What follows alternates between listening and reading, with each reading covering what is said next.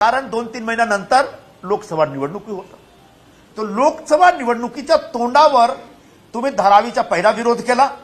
आता विधानसभाच्या निवडणुकी येत आहे त्याच्या तोंडावर तुम्ही आता दुसऱ्यांदा विरोध करत आहात. म्हणजे तुम्हाला धारावीचे लोकांच्या नावाने फक्त विरोध करून अदानीकडून चंदे पाहिजे, पैसे पाहिजे, हाच तुमचा हेतू आहे असा आम्हाला वाटतो. असा आमच्या मनात प्रश्न आहे. जेव्हा लोकांच्या रिडेव्हलपमेंट, लोकांच्या घराचा प्रश्न असतो तेव्हा स्वतःचा जो स्वार्थ आहे त्याला बाजू ठेवायला पाहिजे. पण उद्धव ठाकरे फक्त स्वतःच्या स्वार्थासाठी आणि पक्षासाठी चंदा उगवण्यासाठी फक्त हा पर्पस घेऊन ते धारावीच्या रिडेव्हलपमेंटचा विरोध करत आहेत. आमचा याचा विरोध आहे. आम्ही धारावीच्या रिडेव्हलपमेंटच्या पक्षामध्ये उभे आहोत. पण कधीही लोकांना घर, प्रत्येक लोकांना तिकडे घर मिळाला पाहिजे हा आमचा एक पहिली आणि आखरी शर्त आहे.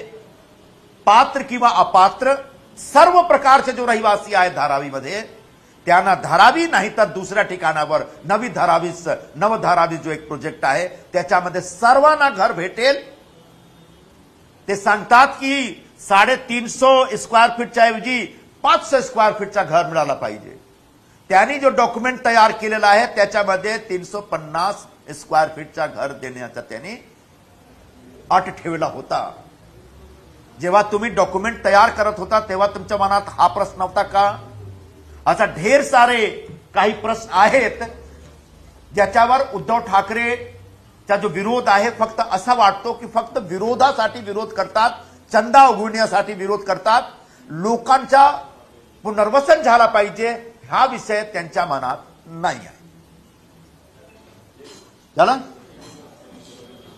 आपने कहा कि दिसंबर में एक आंदोलन हुआ, उसके बाद वो शांत हो गए. कसम खाते ठाकरे बताया कि उन्हें चंदा नहीं मिला.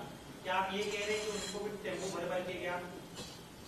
अब टेम्पो भर के गया कि ऑटो रिक्शा में